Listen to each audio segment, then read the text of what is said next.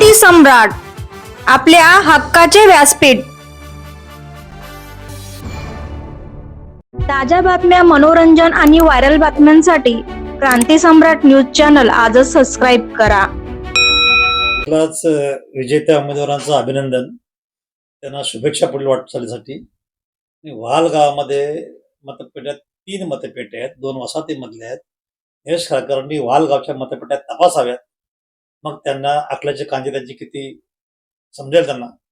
वाल गावामध्ये 3 मतपेट्यामध्ये आम्ही आघाडीवर आहोत आणि ग्रामपंचायतीमध्ये सुद्धा आम्ही 356 मतांनी पूर्ण वालच्या ग्रामपंचायतीमध्ये आम्ही अमन मातेला लिडिंग घेऊन आम्ही आघाडीवर आहोत. त्याच्यामुळं निलेश खारकर सारख्या रामशेठ ठाकूरांच्या बैलगाडी खाली भोगणाऱ्या कुत्र्यांनी आमच्यावर टीका न करणे हे योग्य. त्यांना चॅलेंज आहे. निलेश खारकर असतील, कोणी असतील, त्यांनी रामशेठ ठाकूरच्या कुबड्या फेकून आमच्यासोबत मैदानात यावं. जर हिंमत असेल की रामशेठ ठाकूरच्या कुबड्या फेकून आमच्यासोबत यावं, मग तुम्हाला आमचा बाणा काय आम्ही दाखवतो. पैशाच्या जेव्हा तुम्ही निवडून आलाही असाल, परंतु आम्ही शिवछत्रपतींच्या विचारांचे वारसदार आहोत.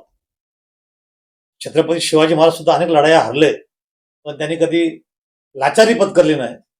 आम्ही पळून जाऊन मारणार ना, म्हणजे लढवून मारणार आमचं ध्येय आहे. 100% लढणाऱ्याचंच कधी नाव इतिहासामध्ये होतो आणि आम्हाला खात्री आहे की अशा पराभवांनी खचून न जाता, विजयाचा उन्माद न येता 100% याच्या पुढच्या निवडणूक आम्ही प्रामाणिकपणे लढून जिंकणार. आमदार महेश बागदीच्या बाजेखालील ढेकडांनी आम्हाला अशा प्रकारचे वक्तव्य करावं हे निरर्थक आहे. ज्यांनी शेतकरी कामगार पक्षामध्ये याच्या बापाला सरपंच मी केला होता, ते पक्ष सोडल्यानंतर काँग्रेसमध्ये गेले, परत शेतकरी कामगार पक्षामध्ये आले, परत भाजपमध्ये गेले. या 3-3, 4-4 पक्ष सोडणाऱ्यांनी आमच्यावर टीका करू नये. पनवेलमध्ये आम्ही हारलो ही रिअल फॅक्ट आहे, पण जे मते साहेबांनी आम्ही उरणला स्वीप शॉट मारलाय, संपूर्णपणे उरण जिंकलं, त्यांनी ते पण सांगायला पाहिजे होतं.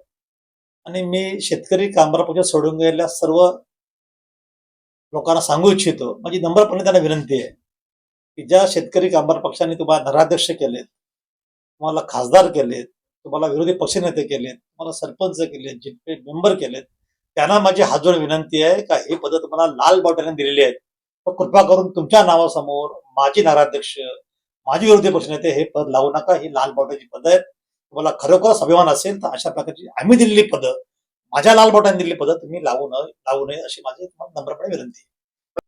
आता भाजपमधले काही असंतुष्ट आत्म्यांचं जे मातेवर प्रेम उतू चाललं असेल म्हणून त्यांनी केलं असेल.